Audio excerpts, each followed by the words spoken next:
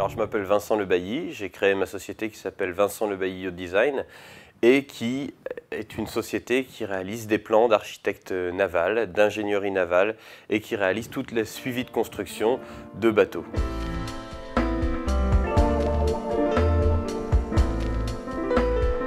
Alors, mon expérience s'est basée sur des grands yachts qui ont été construits par des chantiers prestigieux comme Garcia, Yacht Industrie. J'ai eu la chance de travailler avec et pour ces chantiers et donc de pouvoir dessiner les carènes de plusieurs Passoa, Yapluca, et qui sont des bateaux maintenant qui naviguent au travers du globe et qui ont la qualité et la finition que l'on leur connaît.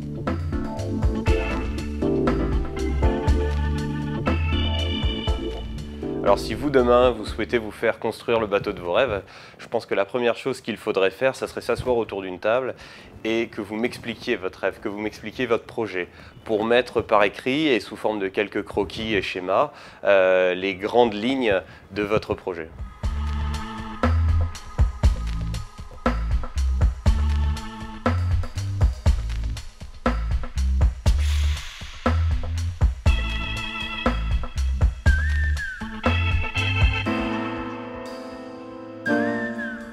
Alors la première étape que je m'engage à faire déjà, c'est de rédiger le cahier des charges qui sera le support de communication entre les différents intervenants du projet. Il y aura le constructeur, il y aura les différents fournisseurs, vous-même le futur propriétaire et moi-même l'architecte, pour être certain que l'on parle du même projet du début à la fin de la construction. Donc ce cahier d'idées, ce cahier des charges est fait. Ensuite, on réalise ce qu'on appelle l'avant-projet, c'est-à-dire je dessine les premières lignes du bateau, le concept général. Chaque choix conceptuel va être discuté entre nous, entre l'architecte, entre le propriétaire et le constructeur. On met en concurrence un petit peu nos différentes expériences.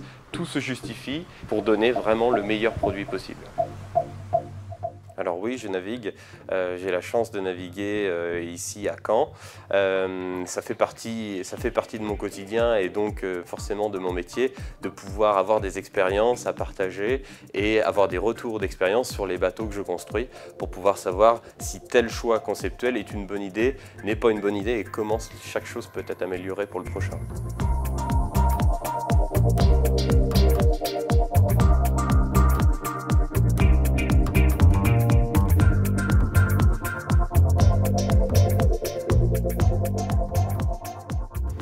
Alors, ma prestation d'architecture navale ne se limite pas effectivement à la réalisation d'un dossier de plan, l'envoi au chantier et ensuite en rester là.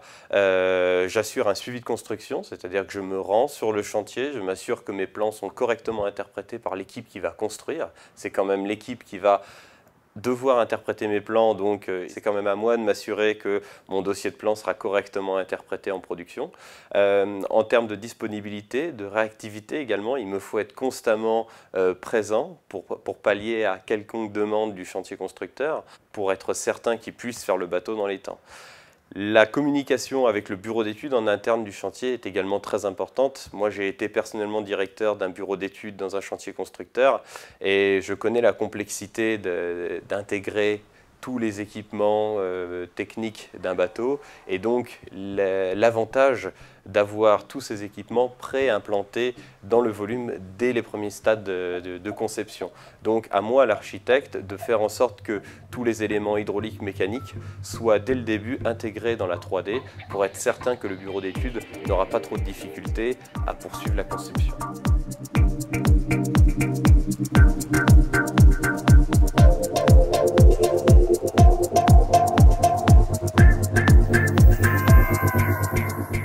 C'est un véritable métier passion.